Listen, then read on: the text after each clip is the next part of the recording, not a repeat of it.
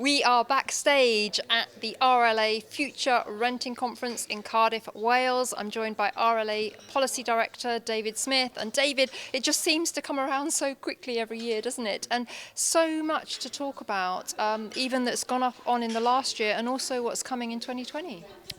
Yeah, Wales has been a little bit sleepy in a sense because the Renting Homes Wales Act has not progressed and kind of sadly in a way they've gone from being quite advanced in housing matters to sort of slowly drifting behind England. But things have really started to change. Of course, they've had their own version of tenant fees in Wales. There are supplementary regulations which have appeared in just the last month, and there are more expected in January around that. And there's now been a commitment that Renting Homes Wales is going to be enforced before the end of this assembly, which is May 2021. So inevitably through 2020, they're going to have to start getting those consultations out, getting that guidance out, and we're going to start to really see what Renting Homes Wales is going to look like on the ground for landlords. In general, we have concerns about parts of the Renting Homes Wales Act, and it'll be interesting to actually see what it's finally going to look like and whether those concerns are going to be properly addressed. Because the RLA hasn't really been too great a fan of Rent Smart Wales, have you? You've had some kind of issues with it, but they were here today, and you know it does seem that they are listening to landlords and engaging with the RLA. It did start out that Rent Smart Wales was overly bureaucratic and just too slow. They certainly seem to put some effort into speeding things up. They seem to have cut away some of the more mad rules and got something a bit slicker running. I think what we really need to start looking towards now is how they move forward with ongoing CPD potentially, and how they deal with people coming up for renewals and how they're going to deal with them. But it looks like it's starting to get into the right shape. It's unfortunate, of course, that it started poorly and has got better. Rather, it started better and got better still. But yeah, at least they're trying. Which is at some level, I mean, you'd like everyone to get it right first time, but at least the government's trying to listen to concerns and address them. I think one of the positive aspects of Rent Smart Wales is that landlords have to work with an agent, and I think particularly for newcomer landlords or landlords that live outside of Wales, that's actually a very positive thing. I think working with an accredited agent can definitely mitigate risk for landlords. Well, I think what's useful about it is that it draws a distinction between being a landlord and actually managing property. And of course, you can manage your own properties, but you have to have a higher level of accreditation. And I think that is useful. I mean, because it does allow for different types of engagement. There are landlords who simply want to invest and then let an agent get on with it and sit back. And of course, what it doesn't allow them to do is just sit back and do nothing when they're purporting to manage it.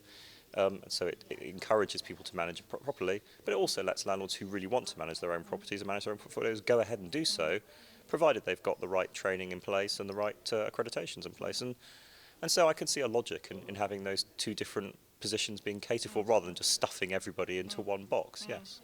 Indeed. Now, today we've had a representative from government, the a deputy housing policy representative, and we've had Rent Smart Wales. We've got the lovely Kate Faulkner on stage at the moment, and you're on stage as well. What's your talk going to be about today? So I was just going to talk about two or three key issues. I'm going to talk obviously about tenant fees and a bit more detail about that. I'm going to talk about the very important issue around possession and Section 21, and of course the Jarvis case, which the RLA is supporting, which is a very important issue about whether landlords can serve Section 8 notices when they've got tenants, when they haven't got their Rent Smart Wales licences. There's some question about that. And I'm going to talk a little bit about what we're expecting to see as Renting Homes Wales comes forward in the next 12 months. What are you anticipating in that regard? I think it's really hard to say because the difficulty with all of these things is so much of Renting Homes Wales does rely on guidance. I think that the key thing that we'll really want to look at is what the standard form tenancy agreement looks like and what additional information sits around it that landlords have to give to tenants. I think that will be one of the most critical factors. Once we start to see how that's going to work, it will start to give a much better flavour of what things are going to look like, because of course that could be quite light touch, or it could be quite imposing and actually stick loads of obligations in by the back door by saying you've got to have a standard agreement that says all this stuff, and you could end up with quite an unworkable situation if that's done badly, and I think we'll be really quite concerned to engage closely with that process.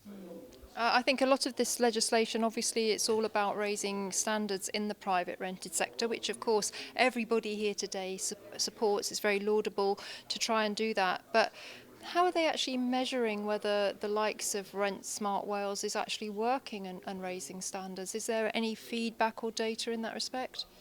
Well, I think this has been a bone of contention from the RLA for quite some time. We don't think there is enough research being done. We've done a lot ourselves to do more research into the sector, but I think it is incumbent on government to do much more in terms of researching how the sector works and how what they're doing affects it.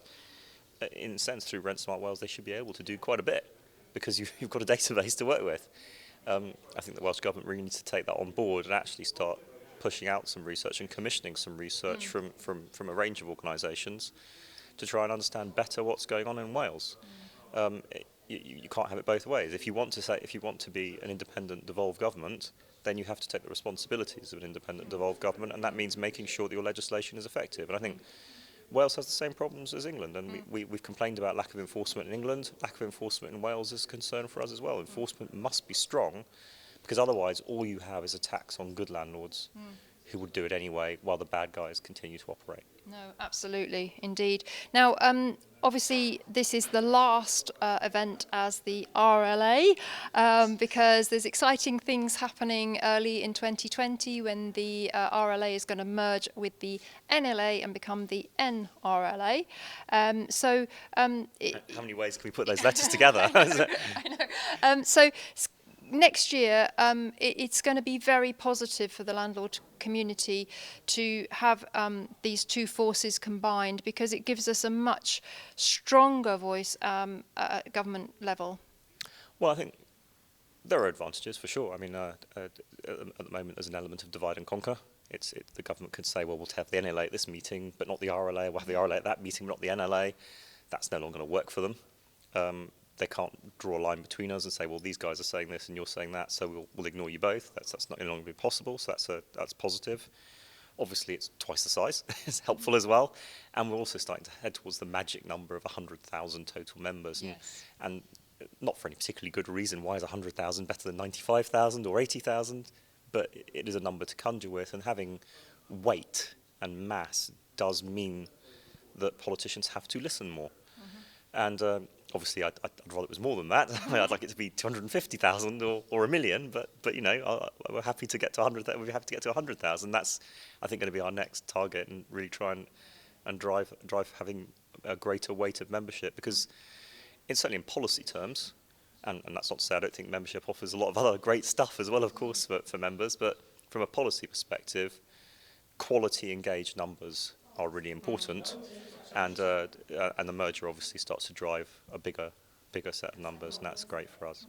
Indeed. And I guess just as we close out here, David, we are seeing kind of that trend of devolution in terms of the individual countries kind of going their own way with their own legislation and regulation for landlords. Is that going to be a trend that we see continue going forwards? Obviously, we've got the general election coming up, which Isn't this a subtle way of asking me who I think is going to win? I mean, I think the answer to your question depends entirely on who wins, isn't it?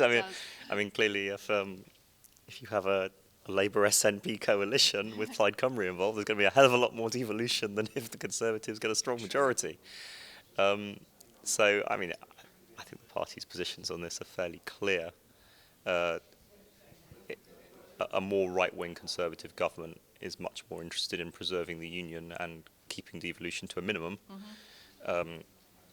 A coalition of Labour plus other people, or a Labour majority government, is much more likely to devolve more power.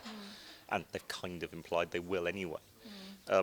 From Wales' perspective, of course, what Wales, of course, is after is more tax-raising powers like Scotland. So at the moment, all they have is the equivalent of stamp duty land tax, so the land transaction tax. They would like to take that further, I should imagine. And of course, what they're after, of course, ultimately is a full devolution of the entire justice system. And in a sense, that might be better. I mean, the problem, of course, at the moment is you've got things like Renting Homes Wales, which actually requires quite different court structures, but you've still got to work within the court structures that are gifted to you because the court system is still controlled centrally. So in some senses, actually, devolving Welsh courts would in some ways make things easier. But it's a much more subtle question than that, and far beyond my head, I'm afraid. So I think we'll have to wait and see. But I think that the pressure to devolve courts is going to come on quite strongly, I think, as Renting Homes Wales comes forward. As it happened when I was advising, the thing that I was pushing for very hard was actually to take it outside the court system and use the tribunal system, because they are controlled by the Welsh Government. But there were a lot of reasons why they weren't keen on that. Not least because it's funded differently. And the court system's funded from Westminster, whereas the tribunal system's funded locally. So there's good financial reasons not to do it. Obviously, if that was to change, that would change that dynamic quite a bit. And of course, as you know, the RLA's pushed very hard for a housing court. Yep. As it happened, that's something that's more likely to happen if Wales was to devolve its justice system for Wales. So while I'm not sitting there saying we should devolve more, there are clear benefits potentially to having more Welsh control over specific things, because they are more interested in housing, they are more engaged. That doesn't mean that we agree with everything they do, but at least they're thinking about it, rather than tinkering around the edges as we tend to see in London. No, it's a very good point. And I think, there is so much uncertainty around at the moment, but I think one thing that is certain, and that will always be the case, is that change is going to carry on in some shape or form for landlords. And I think 2020 is the year that landlords should seriously consider joining a landlord association. There's so much... The Landlord Association. The Landlord Association, the NRLA, because really it's actually business risk mitigation, very, very reasonably priced and tax deductible. So I don't know why landlords wouldn't join. Well, there's a great deal of resource there, including the website, the magazine, the helpline services, the policy representation, both nationally and locally. We're doing a lot of work, of course, making sure, doing our best to ensure that local government licensing schemes are bounded. We respond to all those consultations, and we put pressure on them where we feel they're not complying with the law. So we're doing a lot. We'd like to do more. A merger, of course, as a bigger organisation means we can do more. But of course, we can only do that if people are joining and at the end of the day, providing some of the funds that allow us to do these things. Yeah, and of course, putting on events such as the one we're here at today, Yes, which is absolutely. a wonderful resource for landlords. So thank you very much to David, as always, for joining us here. And we've got more coverage of the Future Renting Conference from Cardiff on the RLA YouTube channel. So just have a look around, plenty more coverage from the event to have a look at. Thanks for watching.